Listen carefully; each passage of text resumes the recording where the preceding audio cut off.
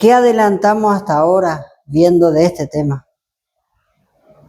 Tesalonicenses es extremadamente básico. ¿Por qué? Porque nos ubica en el tiempo. Y en forma muy resumida nos ubica en el tiempo y sobre todo nos ubica, acordémonos, en el propósito final del espiritismo. Esas dos cosas. Para ir a lo sencillo, acuérdense, ¿cuál era el tiempo? El tiempo presentado en Tesalonicenses, acuérdense, porque ya lo vimos varias veces, es anterior a la segunda venida y hasta la segunda venida. ¿Cómo sabemos eso? Porque el mismo versículo dice, el Señor dice, lo destruirá con el resplandor de su venida. Pero también, acordémonos, indica básicamente la obra, el propósito final del espiritismo, que ahí dice que iba a resucitar al papado. ¿Se acuerdan? ¿Cómo sabemos que lo iba a resucitar? Porque dice que el espiritismo iba a provocar la venida, ¿sí?, del inicuo, la venida del papado. Y acuérdense que nos cuestionamos por qué se prendió igual. ¿Lo ves? Sí, ya lo habíamos apagado, ¿no? Bueno.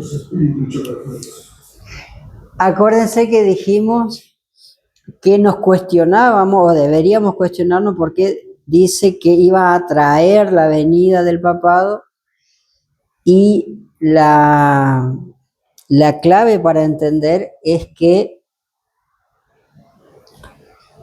esa venida del papado es producto de que anterior a esa venida el papado fue, como dice Apocalipsis 13, herido de muerte. O sea, hubo un periodo, evidentemente, que está en el propio Tesalonicense, donde, acuérdense que no lo vamos a repasar todo de vuelta, pero el capítulo bien estudiado y bien leído, que lo deberíamos, como adventistas del séptimo día que decimos ser, tener bien claro ese capítulo, muestra todos los tiempos. El primer tiempo que muestra el papado es inmediatamente después de que el Imperio Romano cae. Eso todo está indicado en ese capítulo. Por eso es muy importante, porque te muestra desde los tiempos de San Pablo,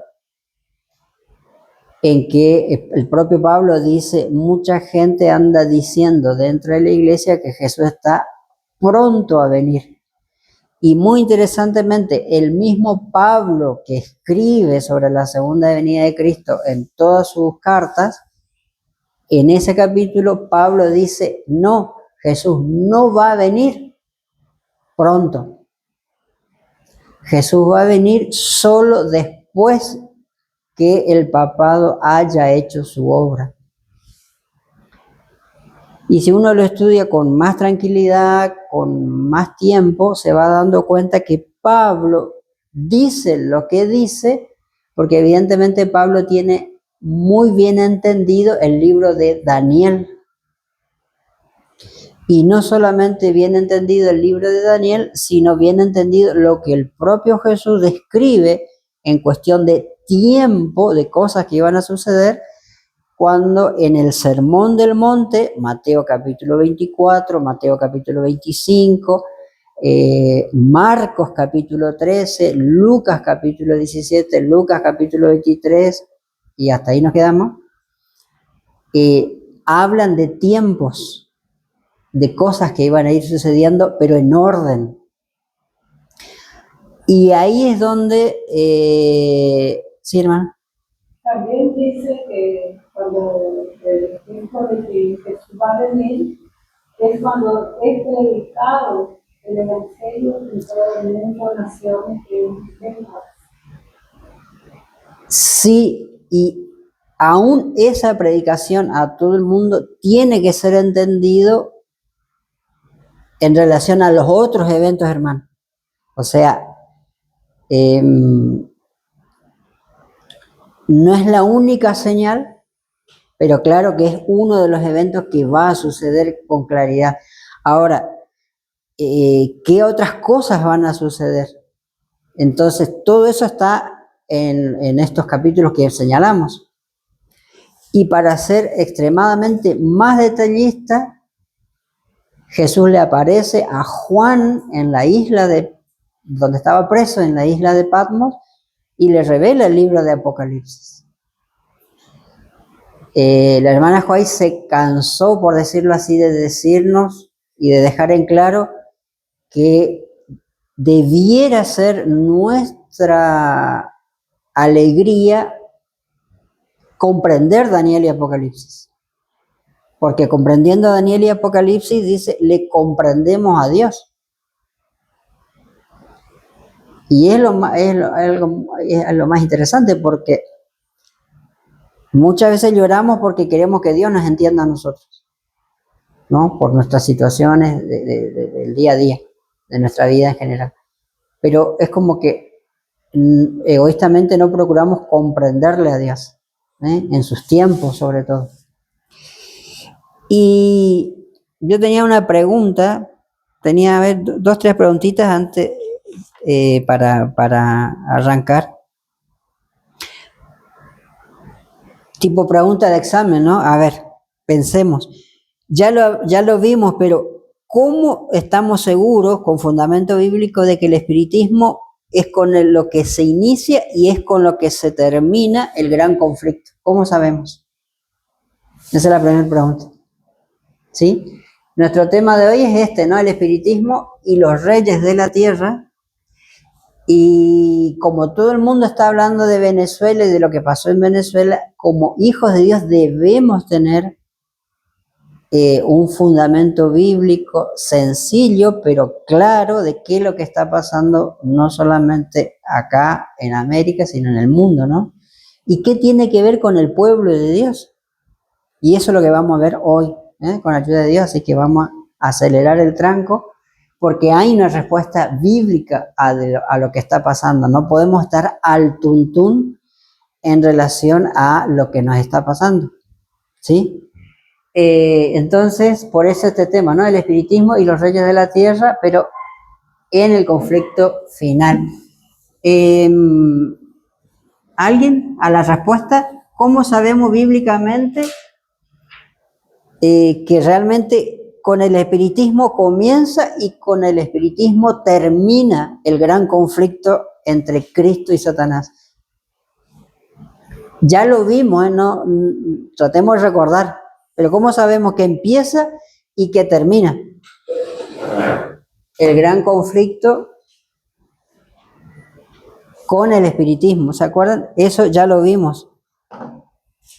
Un esforcito nomás, pensemos. No importa si nos equivocamos, no nos acordamos, pero hagamos ese pequeño esfuerzo. ¿Cómo sabemos que en Apocalipsis 16, 13? ¿Por qué? Ellos están hablando de los 3 mundos que van a adormecer la tierra. Ahí vamos, y ahí nos muestra así el final. Ahí ya tenemos, sí, hay un fundamento bíblico ahí, bien. Correcto. ¿Por qué? Porque si leemos el capítulo 16 nos habla de la segunda venida. No sé si escucharon lo que dijo el hermano Eduardo, pero el hermano Eduardo está pensando en Apocalipsis 16, 13 y diríamos hasta el 16 leemos. Dice, vi salir de la boca del dragón y de la boca de la bestia y de la boca del falso profeta 3 espíritus inmundos a manera de ranas, versículo 13. Porque son espíritus de demonios que hacen señales para ir, ahí está, ¿no? Nuestro tema de hoy, a los reyes de la tierra y a todo el mundo, a todo el mundo, para congregarlos para la batalla de aquel gran día del Dios Todopoderoso. O sea, está hablando de un conflicto final, ¿no? ¿Por qué sabemos que es final? Porque el versículo 15 inmediatamente dice: he aquí yo vengo como ladrón, bienaventurado el que vela y guarda sus vestiduras para que no ande desnudo y vean su vergüenza. Hay una cita de la hermana Joy muy interesante. Si ustedes me hacen acordar, lo voy a buscar, y si no me hacen acordar, no lo voy a buscar. Donde la hermana Joy explica este versículo, y ella dice algo muy interesante, por lo menos a mí me llama la atención de lo que ella dice. Escribe que a Juan se le están mostrando símbolos, dice la hermana Joy. Y de repente, dice la hermana Juan, en el versículo 15, el ángel Gabriel, que es el que le revela las cosas a Juan, dice: de repente el ángel deja el símbolo y va a la realidad. O sea, deja el símbolo, y en el versículo 15, en forma muy clara, dice y habla sin símbolo sobre la segunda venida.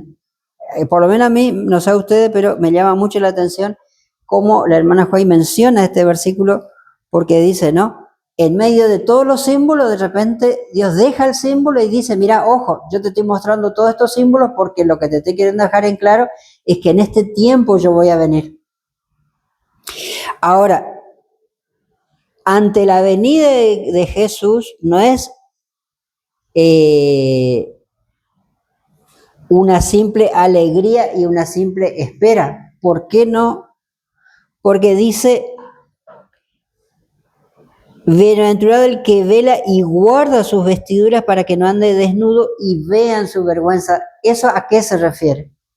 Se está refiriendo a que su venida no es una venida donde, como alguien me dijo una vez, Dios es tan bueno que cuando venga va a tener lástima del ser humano y los va a salvar a todos.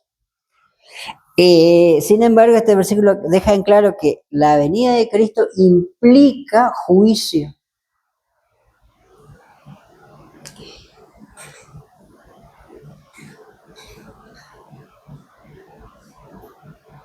Versículo 16: y los congregó en el lugar que en hebreo se llama Armagedón. La famosa batalla del Armagedón, la batalla final, está en el contexto de la segunda venida de Cristo. ¿Quiénes arman esa batalla del Armagedón? Bueno, lo que ya leímos: los tres espíritus inmundos a manera de ranas. Así que sabemos que el espiritismo acaba el gran conflicto, y bueno, ahí Eduardo nos da Apocalipsis 16. Pero hay otro capítulo de la Biblia que revela principio y fin. ¿Cuál sería? Acuérdense que ya lo vimos. Les doy una ayudita, está en Apocalipsis. Tenemos que recordar nomás, porque en realidad ya lo vimos. ¿Cómo sabemos que con el espiritismo arrancó el gran conflicto y va a terminar el gran conflicto? ¿Se entiende? Por eso habíamos hablado del desarrollo del espiritismo y todo lo demás.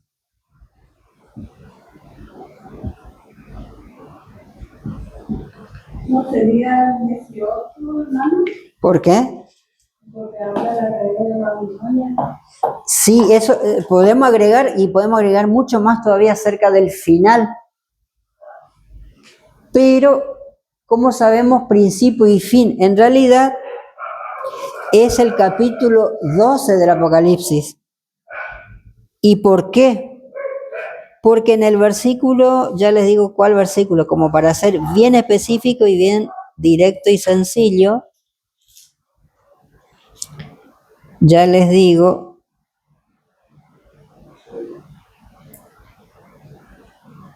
versículo 9 y del 12. Un versículo muy conocido, pero por eso de vuelta hay que leerlo en contexto. Dice, versículo 9: y fue lanzado fuera aquel gran dragón, la serpiente antigua que se llama Diablo y Satanás, el cual engaña a todo el mundo, fue arrojado en tierra y sus ángeles fueron arrojados con él. Pero uno lee todo el capítulo 12, ¿y con qué arranca el capítulo 12? ¿Se acuerdan? Mira el cielo, Claro. Básicamente, si queremos pensar el nacimiento de Cristo, ¿sí o no? Porque habla en símbolo, ¿no es cierto?, acerca de este hijo varón que fue, dice, arrebatado para Dios y para su trono, versículo 5. Pero el versículo 17, ¿cómo termina? El dragón se llenó de ira contra la Habla de vuelta de una persecución de este dragón contra, ¿no es cierto?, los que tienen los mandamientos de Dios y tienen el testimonio de Jesucristo. Y acá viene una parte muy interesante que quiero que se entienda. Entonces tenemos Apocalipsis 12. Con Apocalipsis 12 vemos que se inicia y que termina el espiritismo. Pero hay una diferencia en el medio que ya lo vimos también y que tiene que ver con el desarrollo del espiritismo justamente. No es lo mismo el espiritismo, ¿se acuerdan que vimos? No es lo mismo el espiritismo antes y después de 1844, ¿se acuerdan? Y entonces ahí viene la segunda pregunta. ¿Cómo nos afecta el espiritismo moderno? No el espiritismo de toda la vida, sino este espiritismo, ¿no? El espiritismo moderno. ¿Qué característica tiene el espiritismo moderno? Lo dijimos la primera vez que hablamos de este tema, no sé si se van a acordar. Básicamente el concepto de espiritismo moderno es ¿qué? ¿O qué es el espiritismo moderno? Sabemos que se disfraza de cristianismo, o se presenta como... Eso es el espiritismo, pero el de toda la vida. ¿Por qué? Porque habíamos recordado el caso de Saúl. O sea, el hablar con, o el usar medium, lo tenemos desde la serpiente, justamente en el jardín del Edén, se usa medium, ¿no? O mejor dicho, un intermediario.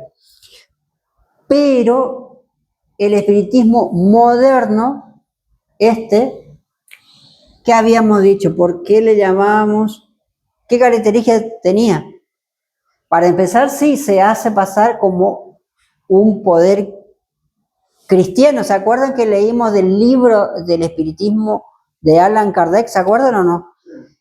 Donde cómo se presenta el propio espiritismo. Dice, nosotros somos el verdadero cristianismo. ¿Se acuerdan o no? O sea, el cristianismo moderno pregunta, ¿niega o no niega a Cristo según ellos? No, ni a Cristo ni a la Biblia. Según ellos, aceptan a Cristo y aceptan a la Biblia. Pero le dan ¿qué cosa? ¿Se acuerdan de esos 5 libros que habíamos hablado? Se le da su interpretación, por supuesto. Pero habíamos dado un concepto más específico todavía del espiritismo moderno. Acuérdense, el primer día que nos juntamos, dijimos que el espiritismo moderno es la falsificación de ¿qué cosa? Sí, ya sabemos del cristianismo, pero específicamente el moderno y el relacionado con el pueblo de Dios, con el pueblo que nace en 1844. Sí, sabemos que es de la salvación, correcto, todo es correcto, pero algo muy específico habíamos hablado. Sí, todo eso es verdadero, todo eso es verdadero. Pero habíamos, en general, ¿qué dijimos? Pero un paradigma disfrazado de cristiano. No, porque ese espiritismo, ese paganismo disfrazado de cristiano es de la época incluso del papado, anterior a 1844. Pero había el primer día que nos juntamos, Me acuerdo del sábado. Qué mal. Dijimos que el espiritismo moderno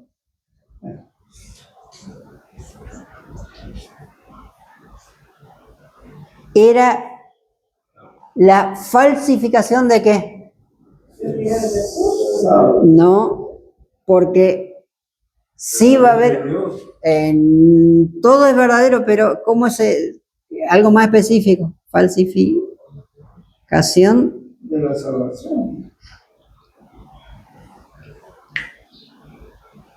Lo que pasa es que desde antes también era falsificación de la salvación.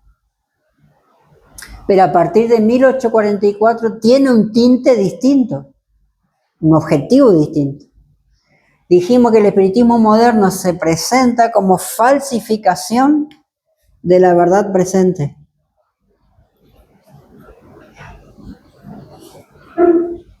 ¿Se acuerdan que dijimos eso o no? No se acuerdan. Bueno, hoy nos acordamos. ¿Y por qué? Porque acá viene el punto y acá viene el detalle. Y vamos a no me contestaron la segunda pregunta todavía. Vamos a la tercera pregunta y a ver si contestamos todas. ¿Y cuál es la segunda? La segunda pregunta era, ¿cómo afecta el espiritismo moderno a mí? Y no vamos a decir salvación, vamos a decir a mi expiación. O si quieren, a mi salvación, pero la pregunta correcta es a mi expiación final. Ese tema también ya lo habíamos visto. De qué es lo que intenta el espiritismo. Pero vamos a esta pregunta. ¿Por qué el espiritismo moderno tiene que ser una falsificación de la verdad presente y no otra cosa? No otra falsificación. ¿Por qué? Es muy sencilla la respuesta, ¿eh? Pensemos un segundo nomás. Es demasiado sencilla la respuesta. A ver si se entiende el punto. ¿Por qué el espiritismo moderno sí o sí tiene que ser la falsificación de la verdad presente y no otra cosa? ¿Por qué? Porque es lo que está en la verdad de la persona. Exactamente, ahí vamos a lo sencillo del asunto, porque la única verdad a presentar por el pueblo de Dios es esta, la verdad presente. ¿Y qué es la verdad presente? El mensaje del tercer ángel. Exactamente, ¿no? La hermana Joy le llama del tercer ángel o de los tres ángeles. El mensaje de los tres ángeles, Apocalipsis 14, es la verdad presente. Entonces el espiritismo moderno obligadamente, ¿se entiende el punto? Obligadamente tiene que ser la falsificación de esa verdad presente. ¿Dónde vemos el mejor ejemplo? La hermana lo repitió como 3 veces. El mejor ejemplo de esto está en qué cosa? En el tema del domingo. Y el pobre domingo no tiene la culpa, es un día de la semana, sino el problema es el tema de la pretendida santificación del domingo, ¿se entiende? Y ahí viene el punto que es falsificación de la verdad presente. A la hermana Joy se le muestra que la pretendida santificación del domingo se lo llama. ¿Se acuerdan que lo mencionamos varias veces? Exactamente. Lo menciona como falso sábado. O sea, el domingo es presentado por el mundo católico, por el mundo evangélico y cada vez más también por el espiritismo moderno como el verdadero día de reposo, ¿no? El domingo, pero el domingo es presentado como siendo sábado. Yo les mencioné a ustedes, lo vimos,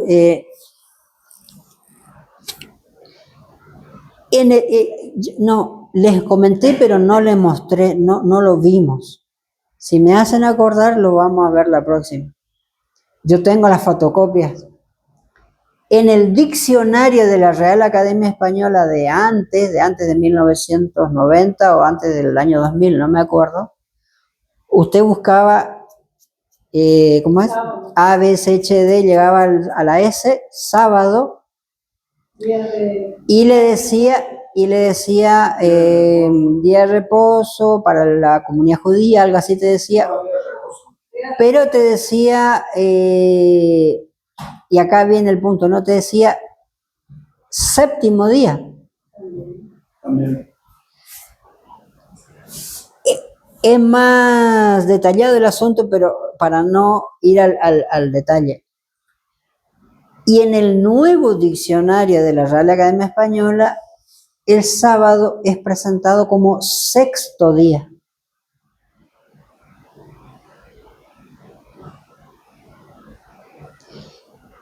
Y entonces, sí, entonces obligadamente vos ¿qué haces? Vas para atrás, ¿no? Y buscas en la de domingo. Séptimo día. Y el domingo es presentado como séptimo día.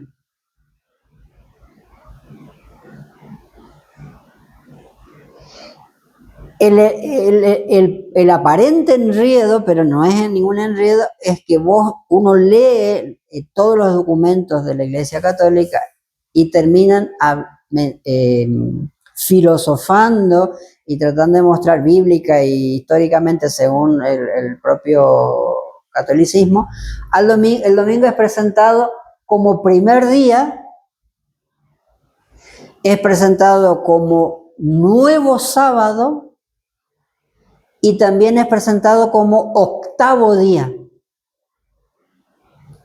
Y pues al final es sexto, es séptimo, es octavo, es primero. Bueno, es todo.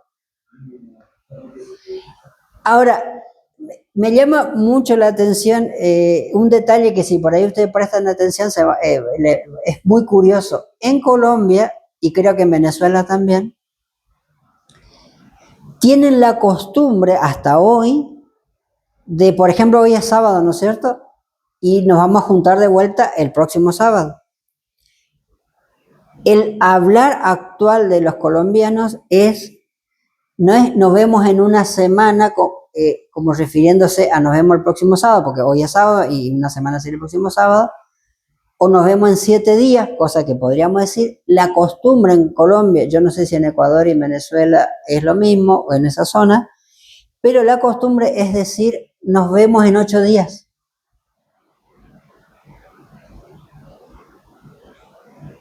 Cuando yo empecé a escuchar eso me pareció raro, pero el hablar común, y allá se entiende que, entonces uno dice, ¿por qué dicen 8 días si la semana tiene 7 días? Bueno, evidentemente hay toda una costumbre ya enraizada de una cultura católica donde, de vuelta, al domingo se lo menciona como el octavo día, como el nuevo sábado o como el primer día. Y es un enredo total, pero en definitiva la hermana Juay lo llama falso sábado. Como siendo de mensaje de la verdad presente, entonces dijimos que el espiritismo moderno finalmente va a terminar llevando a todo el mundo al falso sábado. Y si lo lleva al falso sábado es porque el espiritismo va a buscar a llevar a todo el mundo a un evangelio totalmente espiritista. Puedo preguntar por qué, cómo nos afecta nuestra salvación. Entonces, la segunda pregunta, no sé, de vuelta, lo habíamos mencionado, ¿se acuerdan? A ver, significa que nos afecta porque la verdad presente es el desarrollo de la salvación, del plan de salvación. Exacto.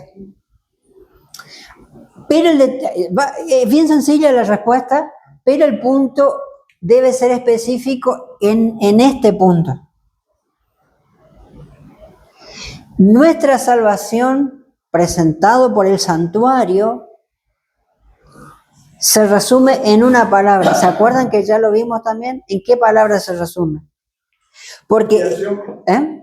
Expiación. Porque, hermano, podemos decir, Dios me perdona, Dios me salva. Todo es interesante, pero el católico, el evangélico y el espiritista dicen lo mismo. Entonces, el detalle es la expiación. El santuario presenta la expiación, que sí es el perdón de Dios, pero hasta los psicólogos hablan del perdón.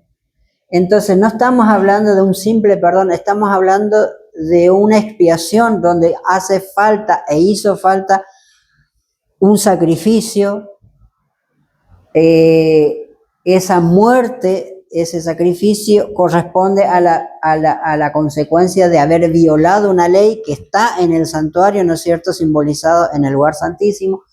Todo eso tiene que ver con la cuestión de la expiación. ¿Se acuerdan que habíamos diferenciado y habíamos dicho el detalle de nuestro mensaje debe ser la expiación y no el juicio? ¿Se acuerdan o no? O sea, perdón, no es que no el juicio, sino no el juicio investigador como último mensaje. ¿Por qué?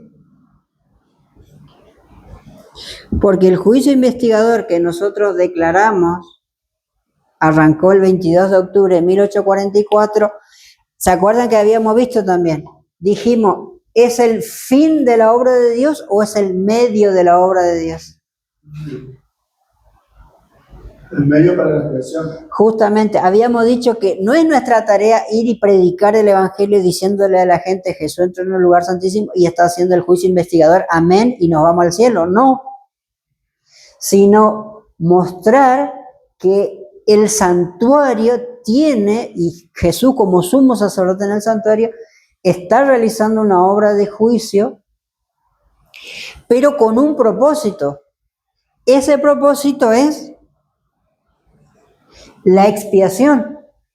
¿Qué es la expiación? De vuelta, es el perdón de Dios por medio de un sustituto y todo lo que podamos recordar del santuario. ¿Se acuerdan que dijimos, arrancamos con el tema del espiritismo o con el tema del santuario? ¿Se acuerdan que habíamos dicho eso?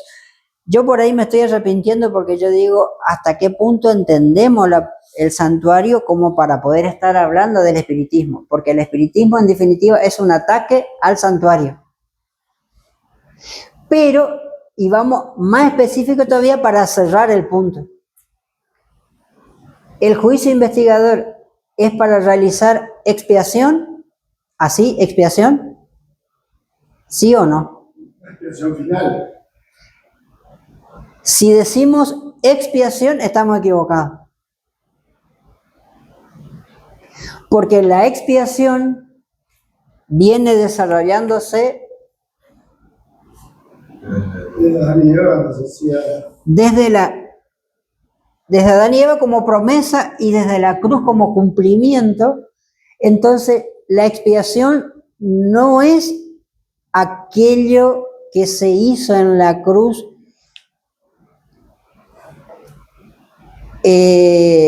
como obra final. Ahí se proveyó la sangre. Ahí se inició la expiación y se proveyó la sangre. Todo el desarrollo hasta este momento, donde Jesús estuvo, ¿dónde?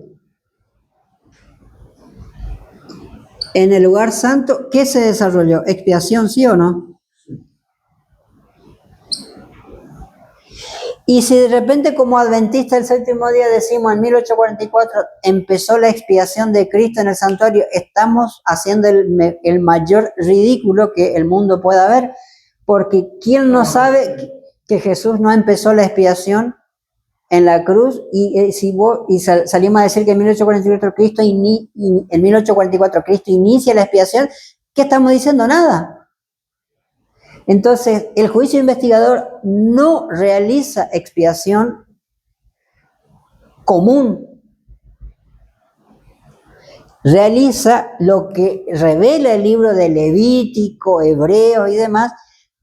En el santuario, a partir de este año, Jesús lo que está haciendo es expiación, ¿qué cosa? final. ¿Y qué es la expiación final y qué es la expiación común? Ahí ya nos metemos con el tema de lo que es el santuario y no nos vamos a desviar del tema, pero en pocas palabras, familia. En pocas palabras, ¿cuál es la diferencia? ¿Se acuerdan que en el lugar santo la gente podía ir a confesar sus pecados todo el año, sí o no? Todo el año iba así o no. Pero en el lugar santísimo, ¿cuántas veces podían ir los israelitas Una sola vez. a presentarse delante de Dios mientras el sumo sacerdote estaba en el lugar santísimo? Acá todo el año, ¿no es cierto? ¿Sí o no? El diario, ¿no? Cada día. ¿Y acá cuántas veces? Una sola vez al año. Una sola vez al año. Y eso era la expiación final. Ahora, ¿cuál era la diferencia? Durante todo el año, y lo vamos a resumir de esta manera, durante todo el año se podía y había que, ¿qué cosa? Confesar. Se podía confesar, pero esa confesión, pregunta, ¿le daba perdón al que confesaba? ¿Le daba perdón o no? Sí. Al que iba y confesaba. Le daba perdón, pero quedaba registrado en el... ¿Le daba perdón? Sí. Y vamos a decirlo con esta palabra, ¿le daba liberación total del pecado? No. ¿Por qué? Porque quedaba registrado. Porque quedaba registrado y ese día el pecado que fue confesado, ojo, el que fue confesado, no otro pecado, ese día, ese pecado era borrado y, ¿se acuerdan? Expulsado no solamente del santuario, sino de todo el campamento. Solo la confesión podía otorgar el borramiento del pecado ese día. ¿Se entiende? Por lo menos muy básicamente, recordamos, esa era la diferencia. Perdonado sí, pero no liberado. Ese día Dios decía, estoy en cero, estoy en regla, mi pueblo está en regla conmigo, y arrancaba, ¿qué cosa? Un nuevo año. Pero venido Cristo, ¿qué pasa? Ya no tenemos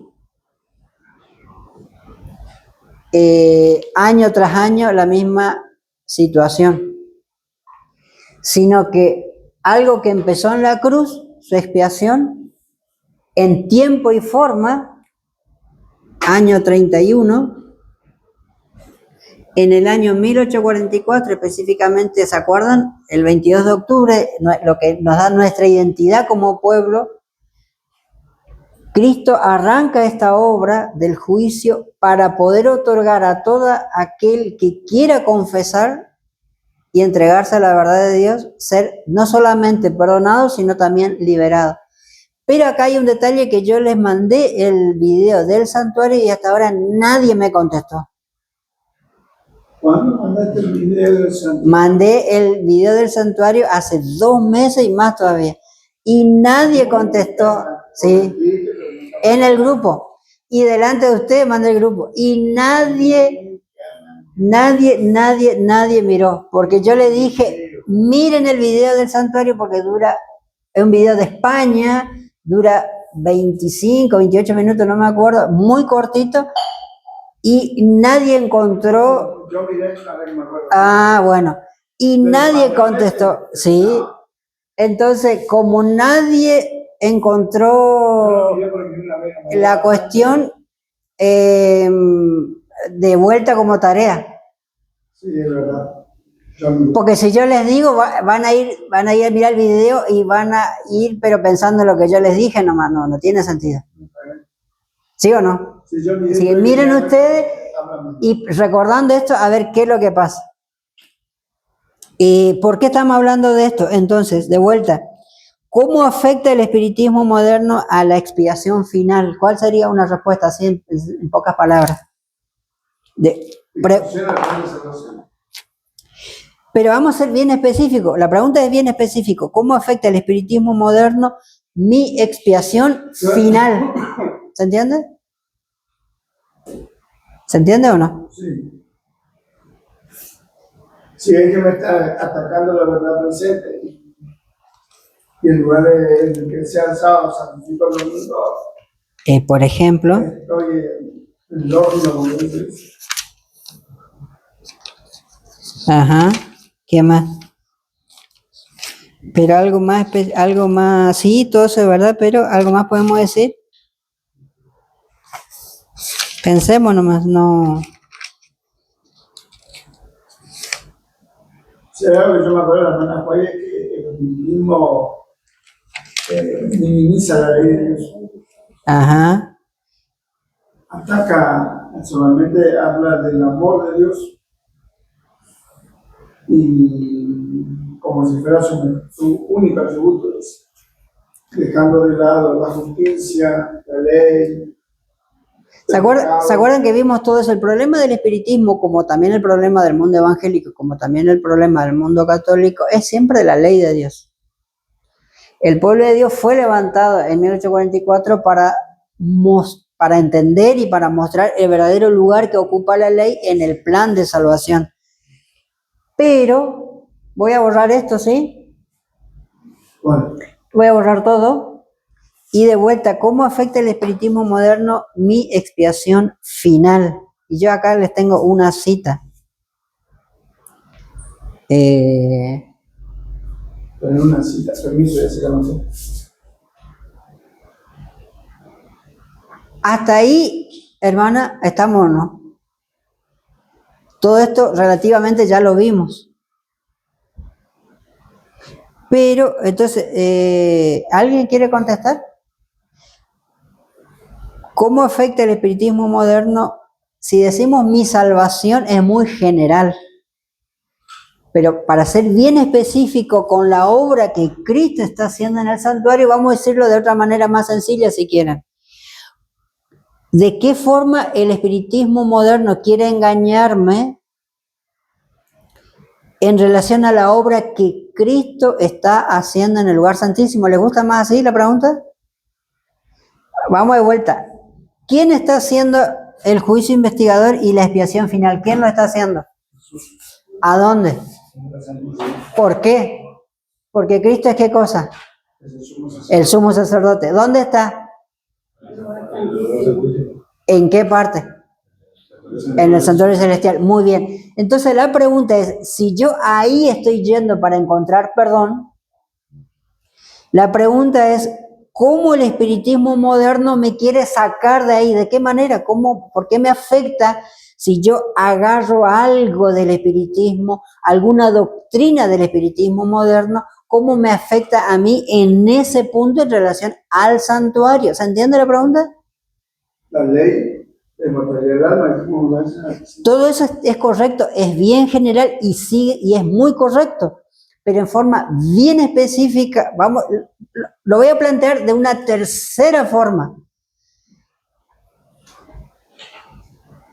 ¿De qué forma el espiritismo moderno me quiere sacar del santuario a mí? Me quiere sacar de mi fe de Cristo en el santuario celestial. ¿Se entiende? No sé, ayúdenme. Hay 1000 formas de preguntar lo mismo. Pero de vuelta, si yo estoy parado acá,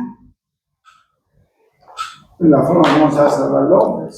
Si yo estoy parado acá en mi fe, queriendo recibir de Cristo el juicio y queriendo recibir de Cristo la expiación final, ¿de qué forma el espiritismo moderno me quiere sacar de ahí y ponerme en otro lado? Hablamos hablado de la falsificación de la Biblia. Había una visión, sí. la desvirtuación de los textos. Sí, eso es, hay mil maneras, ¿no es cierto? Porque de repente uno puede pensar, voy a lo siguiente, podemos pensar en mil formas de que Satanás engaña nuestra fe en Dios, pero el punto es muy general. Estamos tratando de ser específicos. Si yo estoy acá en el lugar santísimo, ¿de qué manera Satanás me quiere arrastrar y sacar del lugar santísimo? ¿Se entiende el punto? ¿Se entiende o no se entiende el punto? Si yo estoy en el lugar santísimo y creo que estoy en el lugar santísimo, o sea, por fe estoy delante de Jesús en el lugar santísimo y Satanás me quiere sacar de ahí a través de lo que se enseña a través del espiritismo moderno, entonces va a atacar mi fe. La ley no está vigente. Lo decimos de esta manera. Sí, la ley tiene que ver, pero lo decimos de esta manera. Me va a quitar de mi fe, ejemplo, enseñándome lo que muestra ese video que yo le mandé y que nadie miró. Yo miré. Wow, ahí sí me prestaron atención, ¿no? Vamos de vuelta. Si yo estoy acá en el santuario, en el lugar santísimo, en mi fe, ¿cómo el espiritismo moderno me va a quitar de ahí? Ejemplo, con el video, y eso que es adventista el video, que me habla del santuario,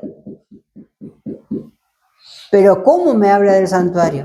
Por eso yo le mandé ese video, no es por de balde que le mandé ese video. Porque el video habla del santuario y entonces uno dice, ¿cómo que me está hablando? ¿Y qué tiene que ver el espiritismo? ¿Se entiende el punto? No, por lo menos el punto, ¿se entiende? Tarea para la casa. Con ese video. Si vemos bien el video, vamos a entender la obra del espiritismo moderno en relación al santuario. ¿Alguien se acuerda de Kellogg? Algo mencionamos, ¿no? ¿O no? Del doctor Kellogg. El de los copos de maíz. No, ese es el hermano. Kellogg. El doctor Kellogg, el doctor adventista Kellogg. Harvey Kellogg. ¿Cuál fue su problema? John Harvey Kellogg. ¿Se acuerdan? ¿Cuál fue el problema con este gran doctor adventista, muy amigo de la hermana White, pionera de nuestra iglesia? Kellogg se metió en un espiritismo, pero moderno, no en un espiritismo de toda la vida. ¿Y por qué se metió en un espiritismo moderno? Porque enseñó que Dios está en todos, básicamente, ¿sí? Y la hermana White, vamos a hacer muy corta la historia, que es muy trágica y muy larga, pero muy provechosa si uno puede entender todos los detalles. Básicamente la hermana White le dice, salga de ahí porque usted está tan engañado que no se da cuenta de un punto. Y ahí viene, voy a responder la segunda pregunta. Vamos a responder la segunda pregunta. La hermana White le dice a Kellogg, que se había metido en esta creencia panteísta, donde él dice, todos somos parte de Dios, todos somos un pedacito de Dios. La hermana White le dice, si usted cree lo que dice que cree, el problema es que usted finalmente no necesita un Salvador. ¿Se entiende? Porque imagínese, si yo soy parte de Dios, ¿Dios necesita ser redimido, rescatado? No, porque es Dios.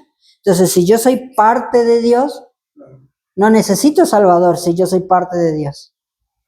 ¿Se entiende el punto? En eso se metió el doctor Kellogg. Y para fundamentar su creencia, él usó la Biblia y usó escritos de la hermana White. Así que lo que Kellogg le presentó a la iglesia, la historia es mucho más trágica, ya dijimos, y larga en detalles. Básicamente Kellogg lo que hizo fue presentar un tipo de espiritismo adventista. Y lo bueno es que conocemos y podemos conocer toda la historia, si nos tomamos el tiempo de entender de qué forma, si una vez ya Satanás intentó y levantó el espiritismo moderno dentro de la iglesia, lo puede volver a hacer, ¿sí o no? Ahora, el punto es que ya lo está haciendo dentro de la iglesia adventista. Déjenme simplemente mencionar algo antes de continuar con la tercera pregunta. ¿Cuántas creencias fundamentales establece la iglesia como institución? ¿Cuántas creencias fundamentales? ¿Se acuerdan? Hoy por hoy. 28. Eran 27 y se agregó una, ¿se acuerdan? Dice 27 y se agregó una. Cualquiera de nosotros, ¿se acuerdan en qué año o no? No importa. 25. No importa. Hay algo interesante de esto. Uno podría decir, claro, yo voy al manual de las creencias, por ejemplo, el manual de iglesia, uno podría decir, y busco la número 28, porque después de la 27 se habrá agregado la 28, pero así no se hizo. ¿Me siguen? Sino que se reordenó. Entonces, la que se agregó, en realidad se integró, no como número 28, como uno podría pensar, sino que se incorporó como la doctrina número 15.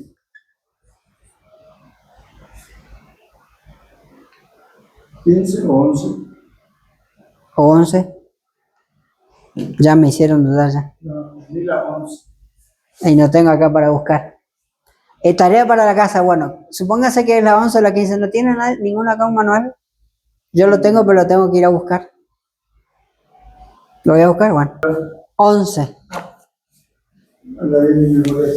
Muy bien esa. Me fallaron con el video nomás, pero... Encima me reclamaron un mes y yo hace 2 meses ya le gané en el reclamo ya. Doctrina número 11. No sé si... Difícil que recordemos, ¿no es cierto?, el orden, pero...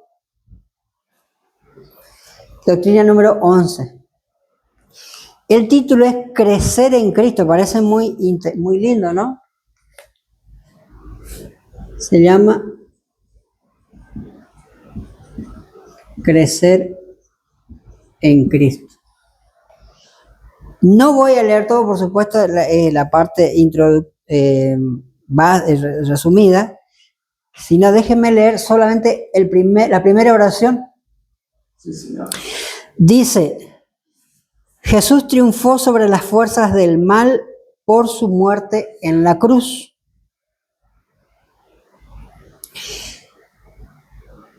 Quien subyugó los espíritus demoníacos durante su ministerio terrenal, quebrantó su poder y aseguró su destrucción definitiva. Y sigue. Si uno sigue leyendo, básicamente, la doctrina número 11 habla del espiritismo.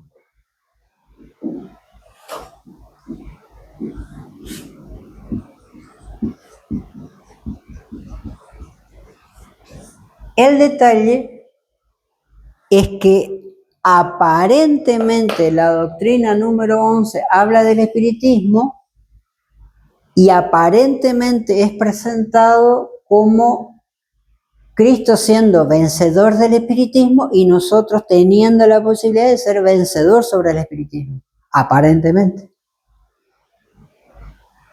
Pero así como les mandé el video y nadie miró, ya tengo miedo de que tampoco nadie se ponga a leer esto, pero si nos ponemos a leer esto, la doctrina número 11, en realidad no, tristemente, hay que decirlo, esta doctrina no enseña cómo vencer el espiritismo, sino enseña cómo abrazar el espiritismo. Vamos de vuelta. Tristemente, en realidad, la doctrina número 11 no enseña la victoria sobre el espiritismo. Tristemente, la doctrina número 11 adventista hoy enseña cómo aceptar el espiritismo. Así como Kellogg en su momento creyó entender que el espiritismo era una manera de la manifestación de Dios.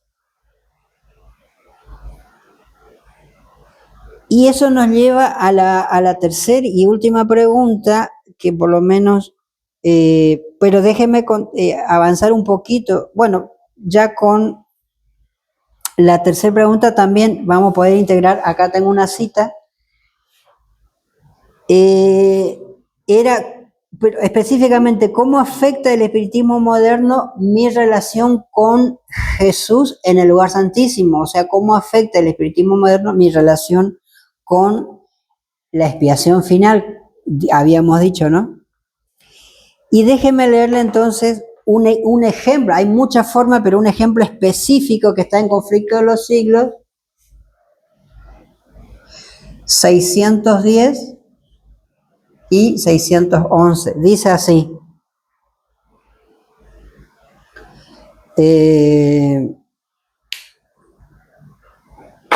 Leo. Dice, Satanás seduce hoy día a los hombres como sedujo a Eva en el Edén, lisonjeándolos, alentando en ellos el deseo de conocimientos prohibidos y despertando en ellos la ambición de exaltarse a sí mismo. Fíjense que está hablando de conocimiento.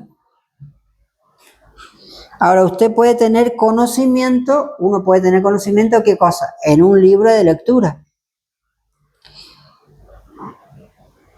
Y dice, fue alimentando esos males, el de conocimientos prohibidos y exaltación propia, dice, fue alimentando esos males como cayó él mismo, Satanás, y por ellos, por estas dos cosas, trata de acarrear la ruina de los hombres. Fíjese que es muy interesante porque la hermana White resume de manera dramática dos vías por las cuales, dice, Satanás intenta conocimiento prohibido y exaltación propia, esas dos cosas. Seréis como Dios, dijo él, conocedores del bien y del mal. Ahí están, ¿no? Las dos grandes tentaciones, Génesis 3:5. Y entonces, ¿cómo se manifiesta en el espiritismo moderno estas dos grandes cosas? Dice, el espiritismo enseña que el hombre es un ser susceptible de adelanto, que su destino consiste en progresar desde su nacimiento aún hasta la eternidad, aún hacia la divinidad.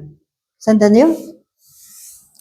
¿Qué enseña el espiritismo? Que el ser humano tiene un destino de progresar desde su nacimiento. ¿Parece lógico o no? Uno dice, no, pero si uno nace y tiene que progresar en la vida. Pero dice que en realidad el espiritismo pretende enseñar que tenemos que progresar desde el nacimiento, progresar hasta la eternidad, crecer hasta la eternidad, crecer hasta la divinidad. Ojo que la creencia se llame crecer, tiene ese sentido. Si uno lee toda la doctrina que está acá, o ustedes lo pueden bajar por internet, lo que sea, es la doctrina 11. Lo que yo estoy leyendo. 35, capítulo 35. Y dice algo más. Y acá viene el punto, no sé si se puede entender la relación con el santuario. Dice, el espiritismo enseña además que cada inteligencia se juzgará a sí misma. ¿Cómo? Vamos de vuelta. ¿Qué dijimos que Jesús está haciendo? Juicio. ¿Sobre quién? ¿Sobre todos? ¿Hermana? Hermana, si creemos que Jesús está haciendo juicio sobre todo, entonces tenemos que abrazar el espiritismo y bautizarnos musulmanes esta misma tarde. No, hermana, Jesús no está haciendo juicio sobre todos. ¿Por qué? Porque acordémonos, ¿dónde estaba el santuario? ¿En todos los pueblos o en un solo pueblo? En Israel, ¿no es cierto? Entonces, ¿a quiénes se beneficiaban de ese santuario y de la obra de ese santuario? Solo aquel que fuera de Israel o que eligiera. ¿Se acuerdan que alguien podía elegir? Los otros pueblos podían elegir. Si alguien de otro pueblo elegía ser israelita, por adopción, digamos, ¿no? Todos los demás pueblos no disfrutaban de los beneficios del santuario, pero porque Dios era malo, no, sino porque los otros pueblos no querían saber nada con el santuario. Entonces, ¿Jesús hoy está haciendo juicio sobre todo el mundo? No. Sobre lo que se acercaron. Solamente Jesús está haciendo juicio, como dice Pablo, aquellos que se acercaron al trono de la gracia. No sobre todos. Exactamente, porque el juicio no es castigo. El juicio es examen de la confesión de pecados, pero que después se va a convertir, o mejor dicho, después aquel que no haya confesado puede sufrir el otro juicio, aquel juicio que es sin sangre de expiación.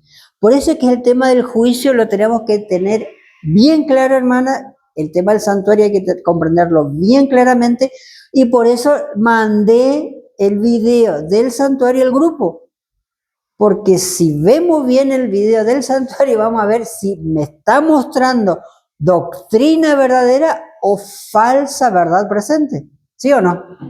Vuelvo sobre conflicto de los siglos. Dice que el espiritismo enseña que cada inteligencia se juzgará a sí misma.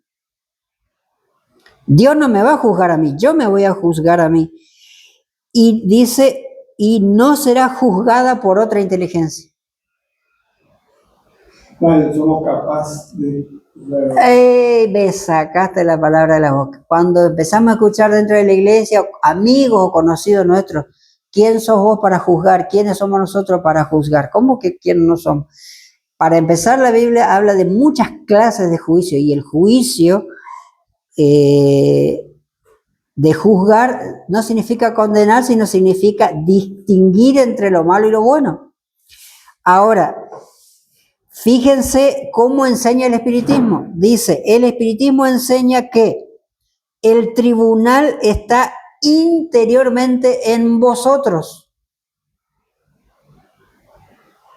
¿Dónde está el tribunal que me va a juzgar, hermano? No me mira así, hermana, como no se asuste. ¿Dónde está el tribunal que me va a juzgar? Está adentro de mí. Yo me voy a juzgar a mí mismo, dice el espiritismo. Y termina esta parte donde la hermana Juárez dice, un maestro espiritista dijo, cuando la conciencia espiritual se despertó en él, todos mis semejantes eran semidioses no caídos.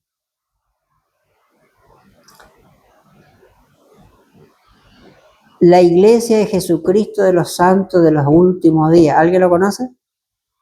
¿Quiénes son? Acá a 2 cuadras hay un templo, no, porque no se llama templo, estaca le llaman ellos. Bueno, un salón, tampoco salón, eso es de los testigos del Jehová. Una estaca, como le llaman ellos. Un lugar de reunión, si quieren. Ellos son muy ávidos de enseñar esto, pero yo les había comentado, pecado se dice, pecador no. Yo les conté de una esposa de pastor que yo fui a su casa y estaba escuchando un video evangélico que ya no nos da el tiempo para verlo hoy, donde la hermana estaba feliz y lo que estaba escuchando era espiritismo evangélico al 200%. Pero ella estaba feliz porque le parecía interesante. Y yo entrando a su casa, y miro y una tele bastante grande y estaba viendo en DVD porque no había todavía MP4 en esa época. Yo tengo el video acá, el mismo, subtitulado. ¿Cómo se llama el video? El video se llama Respiración. Muy sugestivo. Dice, otro maestro espiritista dice, cuando se le despertó la conciencia espiritual, todo ser justo y perfecto es Cristo. ¿Cómo? A mí me costó mucho entender esta cita. Dice, todo ser justo y perfecto es Cristo. O sea, ¿cuántos Cristos pueden haber según el espiritismo? Muchos. Infinitos. Todo ser justo y perfecto es Cristo. De paso, todo el capítulo 35 es sobre el espiritismo moderno. ¿Sí? Lo pueden leer. Conflicto de los siglos. Todo el capítulo 35 es sobre el espiritismo moderno. Y si uno lee este capítulo, por ejemplo, y lo compara con la doctrina número 11, ya puede empezar a ver si hay o no alguna diferencia, por ejemplo. Déjeme terminar con algo. No, la tercera pregunta era, pero que yo creo que ya lo dijimos completamente. ¿Se acuerdan de Deuteronomio 18 cuando Dios le empieza a decir a Josué y al pueblo de Israel que iban a entrar a Canaán y donde había muchos pueblos con muchos tipos de prácticas de las cuales Dios decía no se metan con esa vida, con esa práctica? ¿Se acuerdan o no? Y se acuerdan que en Deuteronomio 18 es donde dice no sea hallado en ti quien consulte a los muertos. ¿Se acuerdan esa parte de Deuteronomio? No me digan que no porque... No lo busquen, no lo busquemos. ¿Se acuerdan o no? No mientan porque el ángel está escribiendo. Y bueno, no lo busquen porque tarea para la casa. Bien.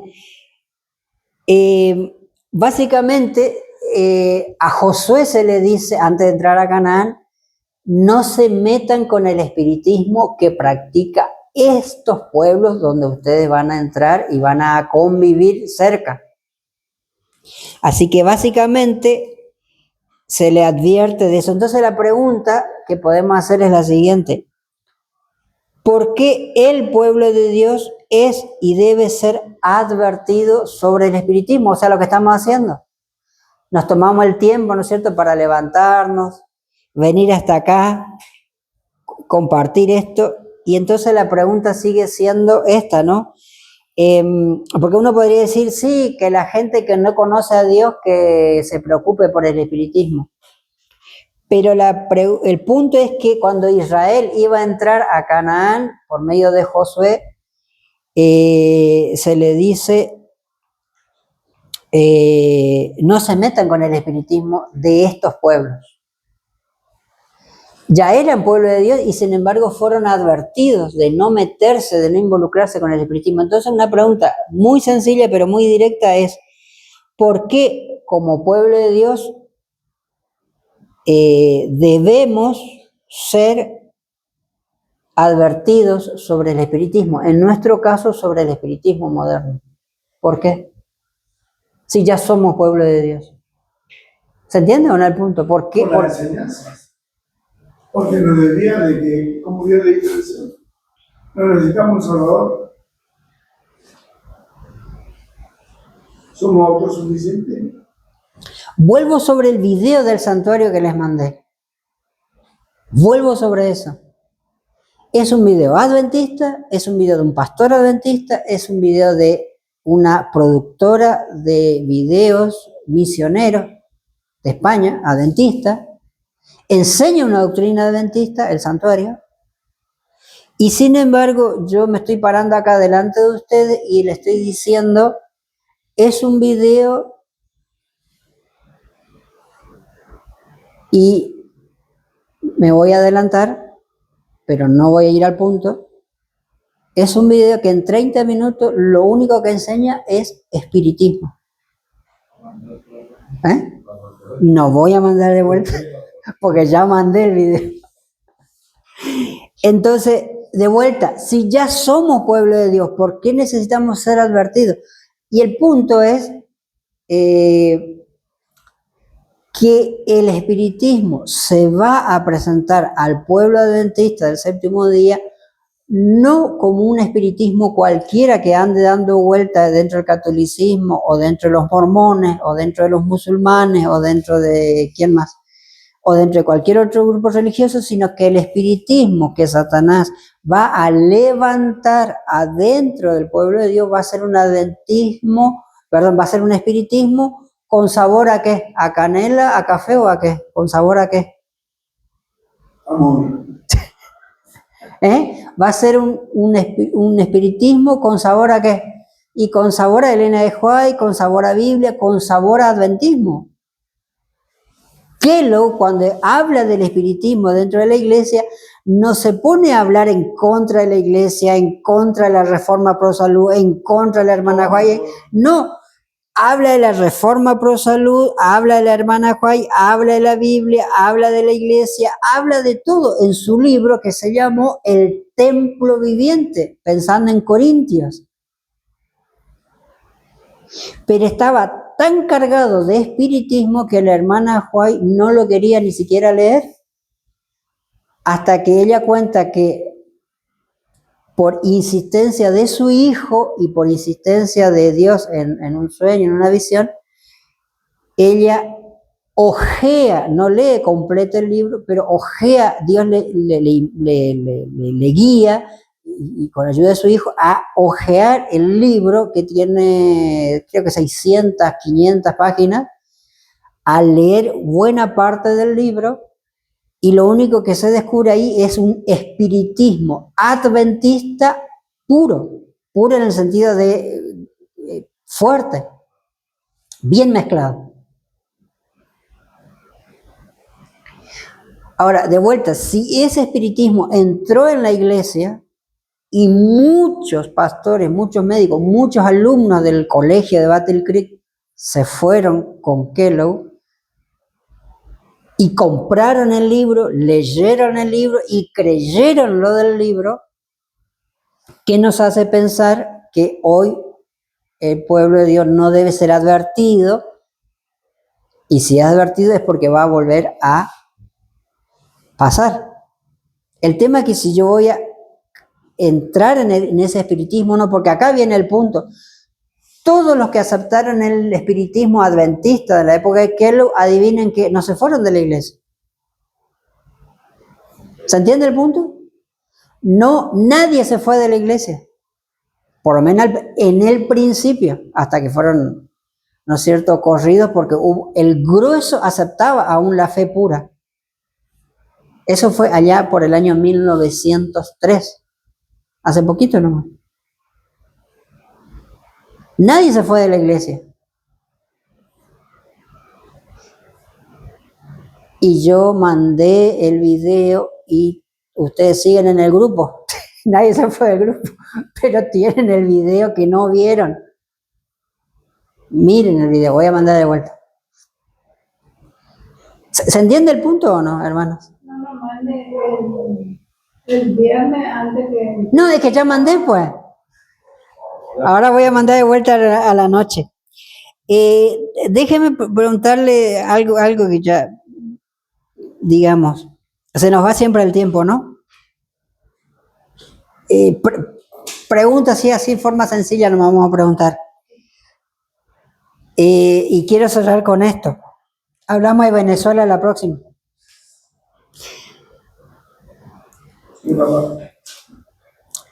Quiero cerrar con esto, a ver si ustedes están de acuerdo. Ya lo dijimos, pero ahora lo decimos de otra forma. Estar advertidos del espiritismo moderno no es conocer Eclesiastés 9:6. De vuelta, ¿qué dice Eclesiastés 9:6? ¿Se acuerdan? No consultará al divino, no consultará al Ese era Deuteronomio 18, pero Eclesiastés 9:6. 9:6. ¿Se acuerdan? Es muy conocido el texto.